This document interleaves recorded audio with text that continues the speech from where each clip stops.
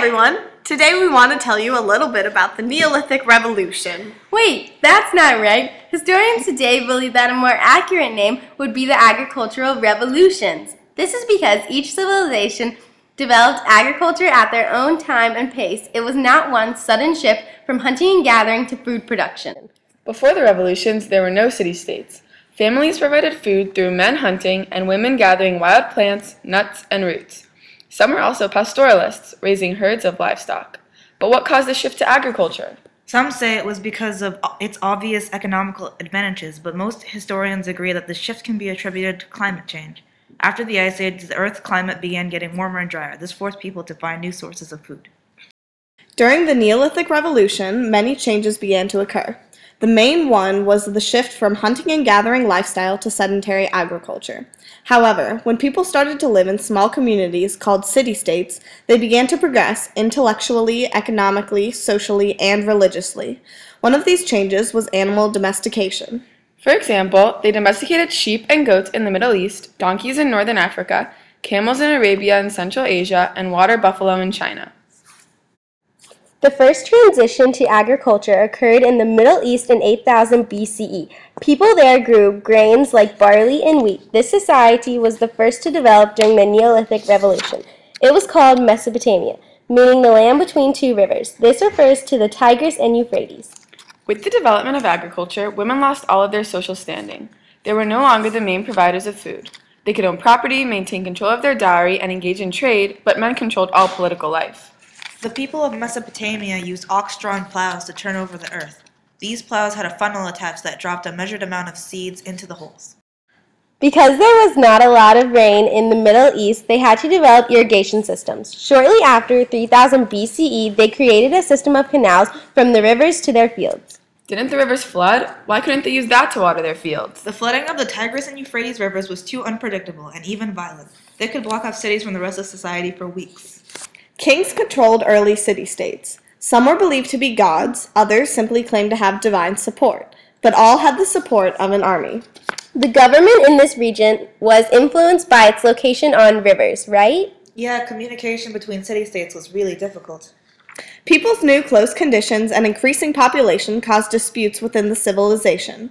These strained conditions created a need for law and punishment, as written in the Code of Hammurabi, one of Mesopotamia's most famous kings.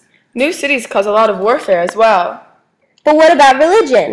Almost all religions during this time were polytheistic. Their gods embodied the forces of nature and were anthropomorphic. They built temples containing a ziggurat.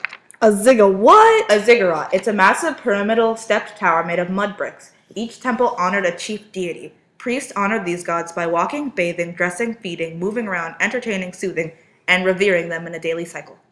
Some people couldn't make it to the temples and placed small votive statues there to continually seek the deity's favor.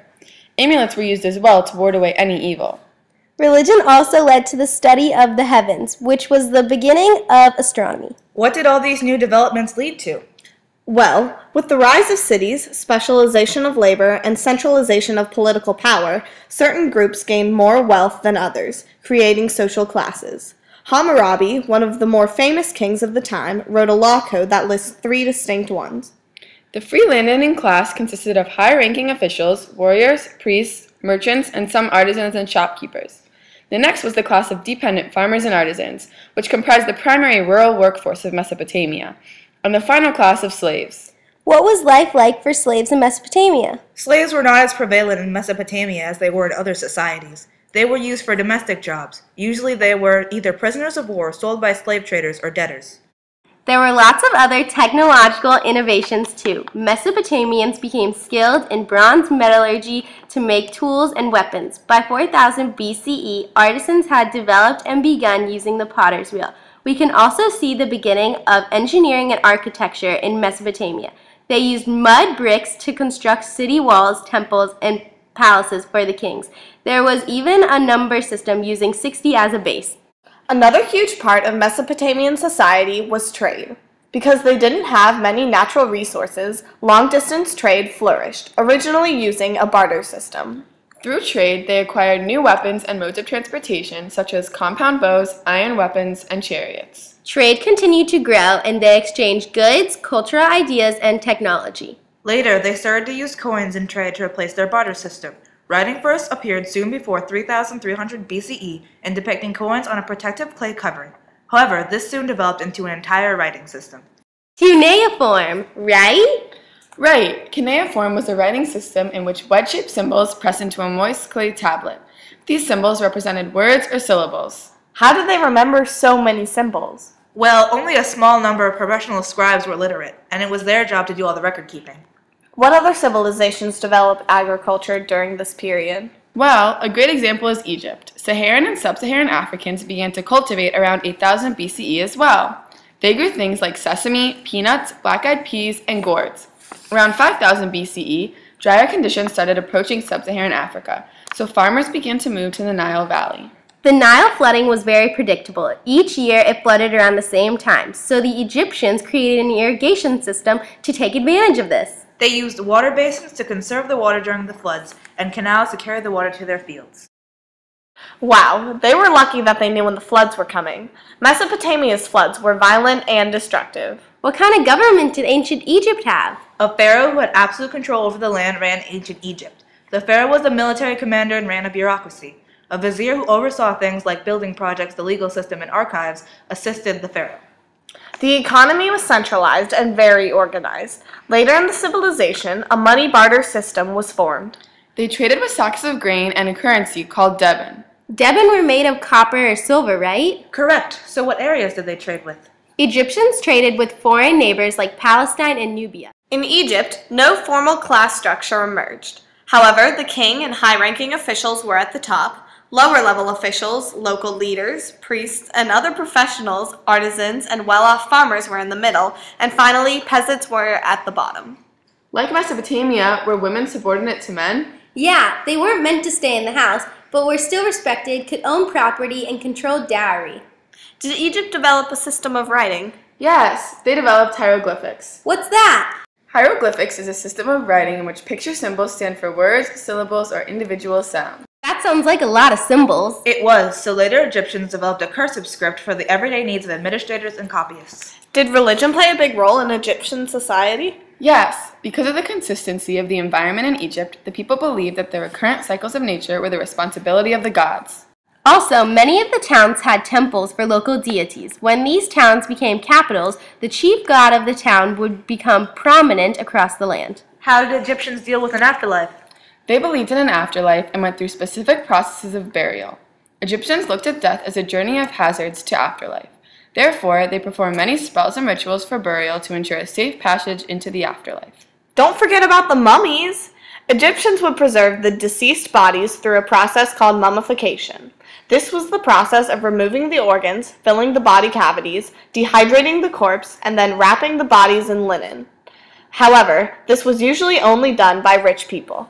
People like King Tut? Yes, exactly. Because of this mummification process, ancient Egyptians learned a lot about the human body and its anatomy. They became advanced doctors that were wanted all around the world. But this wasn't their only intellectual achievement. It is evident in their pyramids, temples, and other monumental buildings that the Egyptians had great skill in engineering and architecture. They used an advanced math for their time in building and agriculture. They would measure their fields and calculate any produce owed to the state.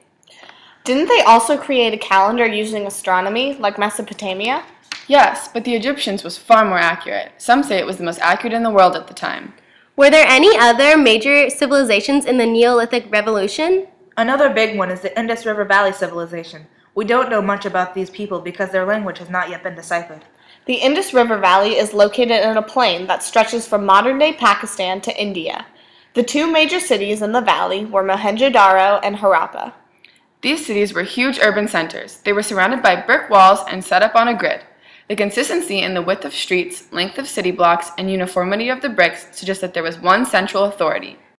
The people in the Indus River Valley had many long-distance trading contacts. They had access to metal and precious gems from the Middle East and building stones and timber from Western India. In Hazel Richardson's Life in the Ancient Indus River Valley, she states her belief that this civilization acted as middlemen, getting raw materials from the northwest and sending them to the Persian Gulf. What about farming in the Indus River Valley? How did they get water to their fields? Because of silt, the Indus River floods twice a year, surrounding the land and water as far as 10 miles. This allowed farmers in the area to plant and harvest 2 crops a year. Did the people make any other technological advancements? Again, not much is known about the political, social, economic, and religious institutions of this society, because their system of writing has yet to be deciphered. It has over 400 signs and symbols. However, scholars do know that the people of this civilization had skills in irrigation and had mastered the use of the potter's wheel. Wow, these civilizations are so interesting. I know I could talk about them for hours. Are there any more we should know about? Well, after Mesopotamia, Egypt, and the Indus River Valley developed, Southeast Asia began to cultivate rice in the early 5000s BCE. This worked well because rice thrives in the warm, wet conditions of the area. People in the Americas started domesticating crops around 5000 BCE as well. Maize in Mexico, manioc in Brazil and Panama, and squash in Mesoamerica were among the staple crops grown on these continents. What about potatoes and quinoa? Those weren't developed in the Americas until around 4000 BCE in Peru. Did this sedentary lifestyle continue until today? For the most part it did. However, in 2500 BCE, the Sahara approached its maximum dryness, and many farmers in the area resorted back to pastoralism.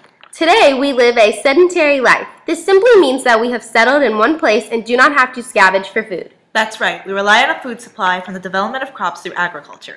Wow, it's so interesting to think that we get our food the same way people 10,000 years ago got theirs. I wish we had more time to learn. Bye!